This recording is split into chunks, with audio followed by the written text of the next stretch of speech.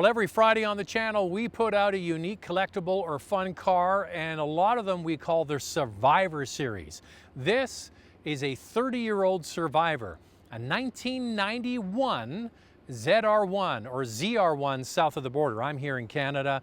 This car has just gone over 13,000 kilometers. That's 8,000 miles.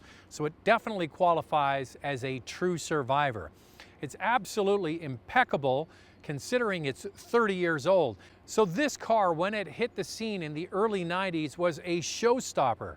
General Motors set out to produce an everyman supercar. They wanted a high-performance Corvette with more power than the regular model, but also a car that you could live with and drive every single day, and they accomplished it.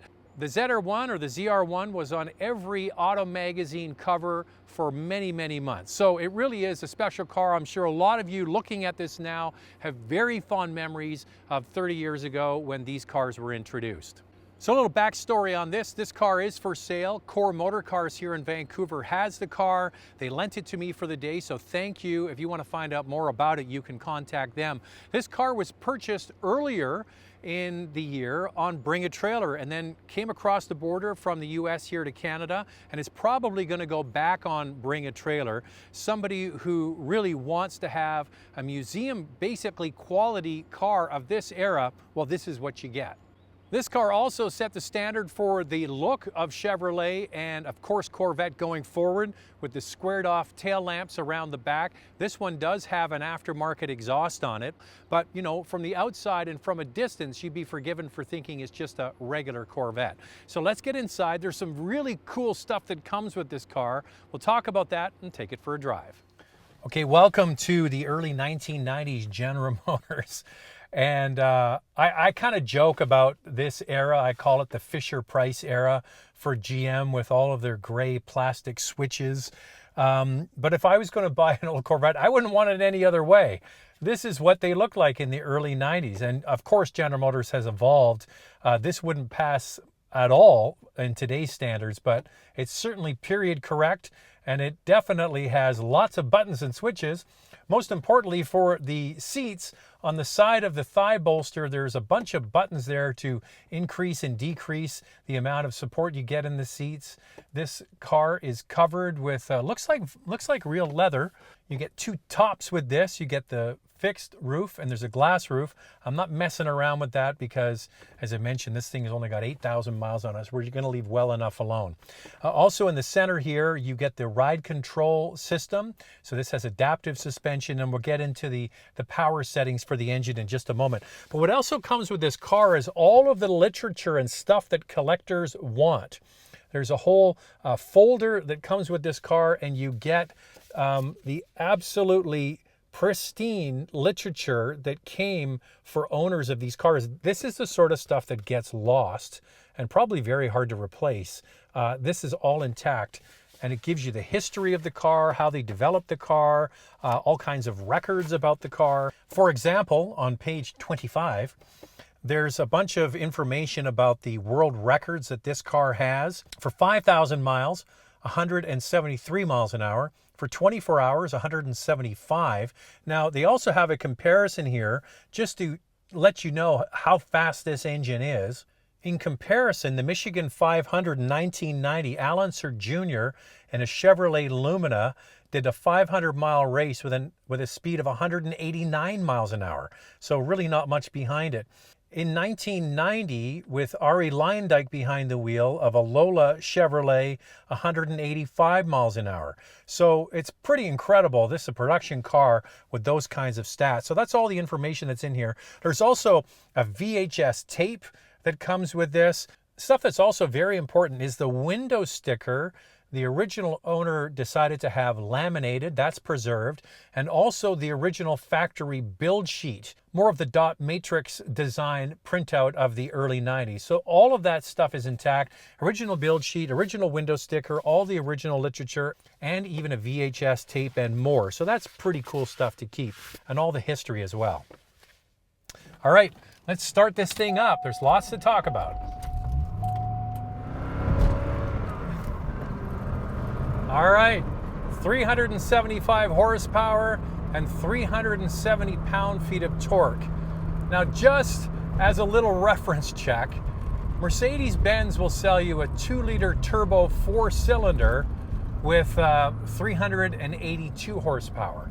Isn't that crazy? It's just amazing to see how things have changed over the last 30 years. This was an absolute beast when it came out,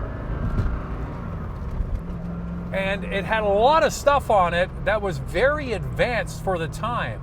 For example, this car has tire pressure monitoring system, anti-lock brakes, adaptive suspension, different programs for the engine, all stuff that really wasn't available unless you went to ultra high-end cars from import manufacturers. And that was the goal behind this car, was to basically demystify all of that technology and make it available as an American muscle car. They wanted to go after the Europeans with a vehicle that had all of the latest technology but not charged the same amount. So the base Corvette in those days, 30 years ago, was just over $30,000 in the US market. But to upgrade to the ZR1 or the ZR1 package, basically doubled the price of the car. An option package also over $30,000. So this car, 30 years ago, was $65,000, an enormous amount of money. Cars over $100,000 back in those days were very, very rare. Now, you might not be aware, but General Motors bought Lotus years ago. They even had cars like the Asuna, and it had down the side suspension tuned by Lotus. That was some wacky General Motors division that they had in the early 90s. I remember driving those cars, not particularly good results, but this is a totally different story. So Lotus, of course, had a racing division. They went to them and said, we want to make the world's fastest car. So they went and developed the engine with Lotus, 4 valves per head, 32 valves, different air intake system, producing a lot more power than the regular Corvette. So mission accomplished. And I showed you all of those different records that this car was able to set. So Lotus definitely brought something to the table. Now, this car does not have what's called magnetic ride control. It has an adaptive suspension that was lifted from Bilsteins. This has an electric current that goes to the top of the shock absorbers and change the damping of the car as you go along. This was technology that Porsche used in the 959 supercar. And there's a switch here in the center of the console. You can go from full to normal. And it's interesting, in those booklets I showed you, it really warns you. Now, be careful. Don't engage full unless you really need to, because there's a lot of power here and it can definitely affect traction. I've got it in the performance setting of the suspension, and I've got it on full, and to be honest with you, it's quite tame compared to today's high performance cars. The 6-speed manual transmission, that's a ZF unit, and I don't know, it's just so cool to be in a car that's so well preserved after all these years. It just boggles the mind that someone buys this with the intent to not drive it. That's exactly what happened years ago. It's amazing the pull that this car has 30 years on. Somebody just came out of a building nearby here and was like, is that what I think it is?